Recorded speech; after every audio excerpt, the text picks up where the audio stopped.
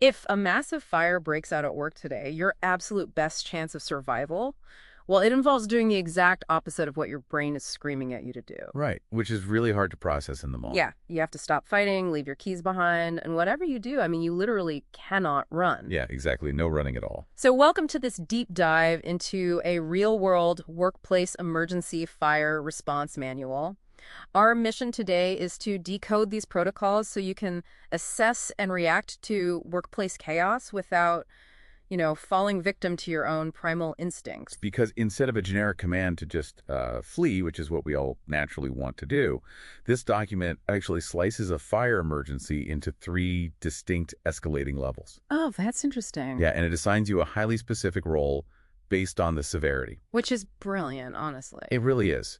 The brilliance of this protocol is how it overrides that paralysis of just not knowing what to do. Yeah. It gives you a firm baseline so you instantly categorize the threat. Like, Okay. let's look at a level 1 fire. So, reading through this, level one feels a lot like, say, a minor kitchen flare up at home. Yeah, exactly, like a small trash can fire or something. Right. So if a fan's wiring shorts out and ignites some scrap paper, you don't evacuate the entire neighborhood. No, you definitely don't. You just shout to warn your immediate supervisor, you grab an extinguisher, and you put it out within a minute. You are the active responder there. But I have to wonder, where is the exact line where trying to be the brave responder becomes, a deadly liability? Well, that boundary is exactly what defines level 2. The manual strips you of your responder title the very moment standard equipment becomes useless. So like when a wall extinguisher just isn't going to cut it anymore. Right. Imagine a main machine motor overloads, it explodes, and suddenly fills the area with heavy toxic smoke. A basic wall extinguisher won't save you there. Now, the shift manager takes over. Okay, but my logic tells me if the fire is too big for my extinguisher, I need to pull the main alarm and get everyone out of the entire building. See, you'd think so, but actually, the manual explicitly forbids doing that. Wait, really? It forbids evacuating the building. Yes. For a level 2, they demand what they call a zonal evacuation. You only clear the specific danger zone around that machine. Oh, I see. Think about the crowd mechanics.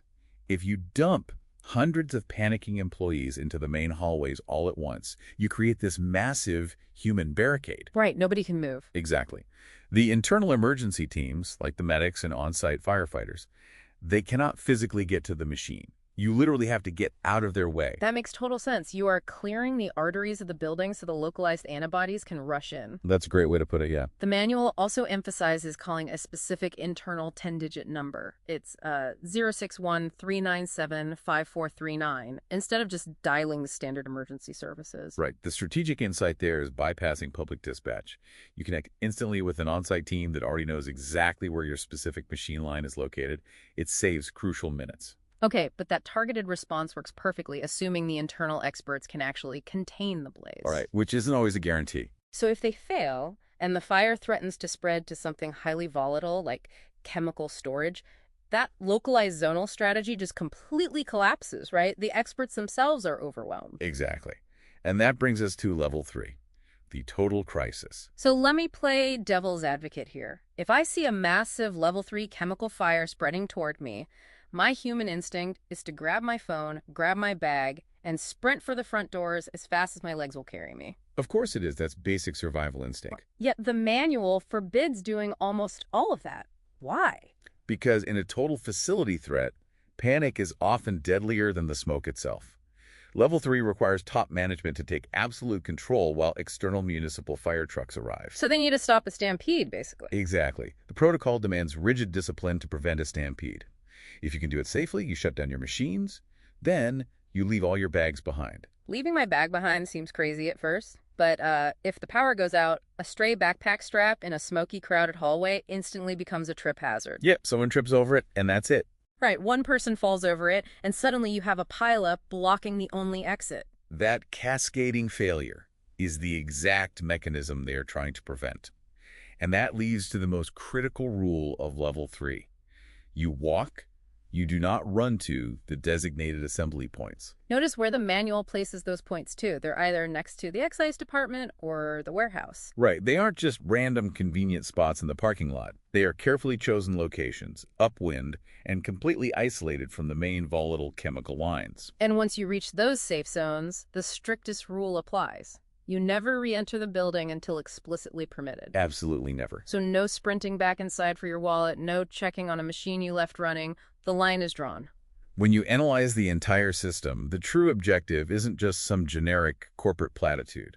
The manual is basically an engineered algorithm designed to replace your erratic survival instincts with cold, hard structure. Because your survival hinges on accurately diagnosing the fire's level, rapid reporting, and just letting the system manage the chaos. Exactly. It's about structure over instinct.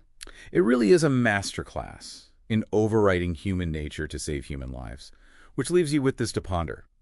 The manual strictly commands you to walk, not run, during a massive level 3 chemical fire. Right.